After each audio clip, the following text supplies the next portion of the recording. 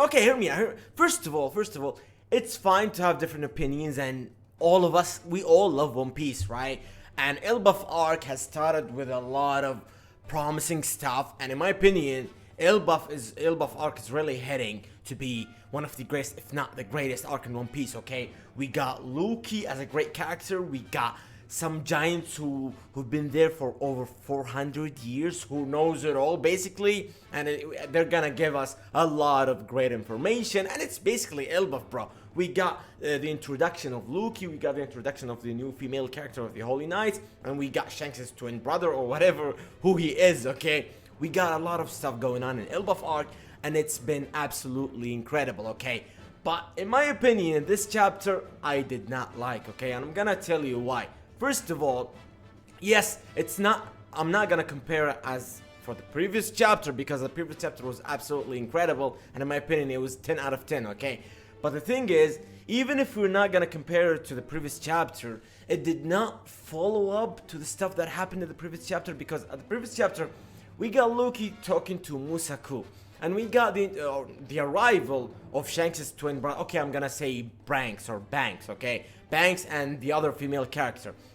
And we got some new information, or we got some new stuff from the biology teacher, Ripley. She was talking about the history of Elbaf, or how Elbaf is changing right now, and the new generations of Elbaf are not what it used to be like 100 years ago or something.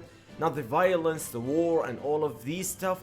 So the previous chapter was absolutely perfect, but this chapter did not follow up whatever we've got in the previous chapter, because we did not get anything related to the stuff that Ripley was talking about. I know the history lesson or the history class was over, as she said, but we did not get anything related to Luffy. And yes, I know we got from the Holy Knights, which they told us that they want Luffy, okay? Or they want to talk to Luffy or something like that. So we know why they're actually here, okay? Some people were saying because of Luffy, some people were saying because I don't know, but yes, now it's because of Luffy, okay? So yeah, we got that new information, but we basically got nothing from them, okay? We got a new attack from this female character.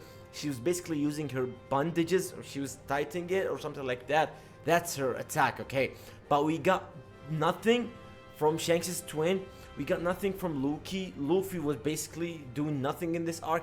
No, not in this arc. In this chapter, I'm sorry. And I think, in my opinion, the only thing that we actually got from this chapter was that kid. His name is Cologne, I don't know, okay? When he said that his father is human too, and he's basically Ripley's husband, okay?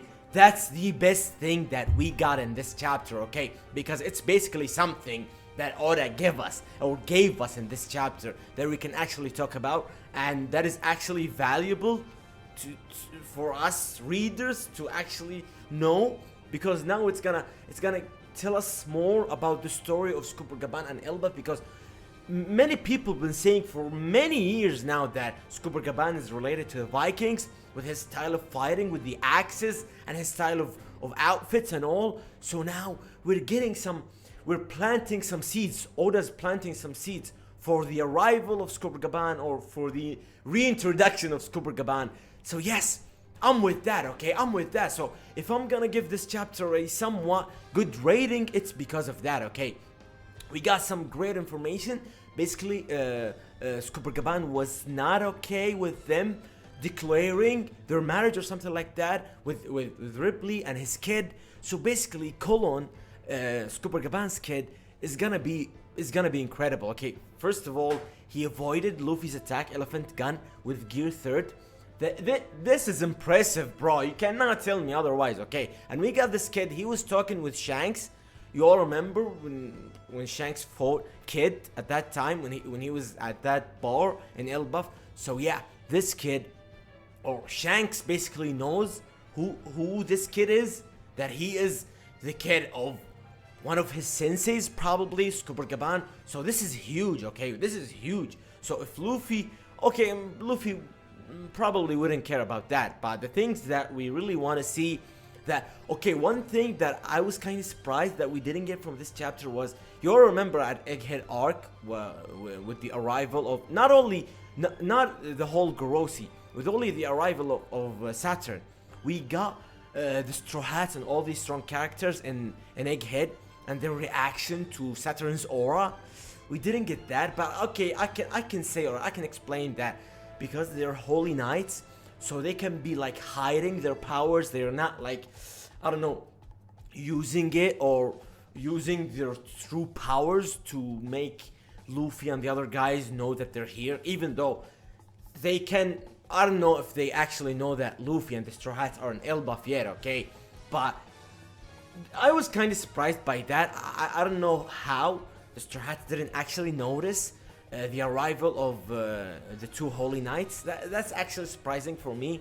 And yeah, I get it that we didn't get a follow-up from Luki and Musaku. I understand that, but in my opinion, this chapter was kinda a chapter where Oda Sensei was just... he wanted to make a chapter and not do another break. So he basically did this chapter with not giving us any information to follow up the previous one. Which is the previous one, we got a lot of stuff to talk about and a lot of stuff to finally introduce us to Elbaf arc, if that makes sense, right? Because we got Luki talking to Musaku and they were talking about a lot of important stuff. The good side of Luki and the incident that happened with Musaku, and how Luki actually treating Musaku, and Luki telling him that we were kind of friends now, even though we've never met actually. And we got the end of at the end of the previous chapter, of course, the arrival of the two Holy Knights, Banks, and the other female character, and we got Ripley talking about basically kind of the history of Elbaf, and we got them talking about King Harold, and we got them talking about Luki killing him and not declaring the throne, and basically Elbaf having no king right now, but nothing. We got nothing in this chapter. We only got the new information of the owl, that he's been there for over hundreds of years now. So this is basically it. We basically didn't get anything new. Yeah, we got the new outfits of Elbaf for Brooke, Frankie, Robin, and Jinbei. That was awesome. I loved it. And we got them partying. Finally, like, yes, we are here at Elbaf. I'm always saying one, okay? I really need to get used to saying Elbaf, okay? But yeah, they were partying and all of this stuff. But now we need to get to business. I know we're just starting Elbaf, and somewhat us reading it weekly can affect our enjoyment, but I'm not like that, trust me. When the chapter is good, I'm gonna say it's good, and the previous chapter was absolutely perfect. And this chapter, I don't know, I'm probably gonna give it like 7 out of 10, 6.5 out of 10. I genuinely cannot give this any higher rating, okay, because I don't know. I mean, at the end of this chapter, the hook that we got from this chapter is Gerald, his name, and he's the oldest man in Elbaf. He's 408 years old. Oh my god, that's impressive, okay? That's crazy. And this man is gonna play a huge role in this arc, okay? Oda did not reintroduce this character just for the sake of it, okay? He's genuinely gonna be one of the most, if not the most important character in this arc, okay? Because the information that this man has is absolutely insane, bro, okay? You can basically say that his father was there with Joy Boy, bro. This is insane, okay? His father or grandfather was basically fighting along Joy Boy. This is huge, okay? This is genuinely huge. And this man can tell us what happened with Elbaf and why is Elbaf or how was Elbaf doing a couple of hundreds years ago? How were they like basically conquering the world and all of that? And what's their situation with the world government and all of that? It's genuinely insane, okay? I'm not underestimating this man or his arrival or his reintroduction or him being the final page or at the final panel of this chapter, okay? And the sword that is in his helmet and all of that, okay? But this is basically nothing, okay? Okay, I don't know, I'm not gonna... okay, this is it, okay? I really want you guys to write in the comments what you guys think of this chapter. And again, we all need to respect each other's opinions, okay?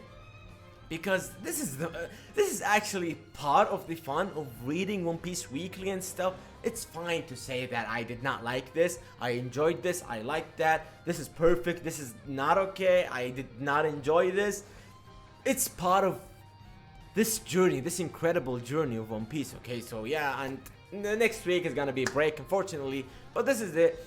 I'm not gonna say this chapter was bad and it was the worst chapter ever, but like I said, probably 7 out of 10. It's an okay chapter, okay? Yeah, I guess this is it. And this is not the final chapter of 2024. This is basically the first chapter of 2025. So happy New Year's and everything. So thank you guys. Like I said, write in the comments what you guys think of this chapter. Until next time, mwah.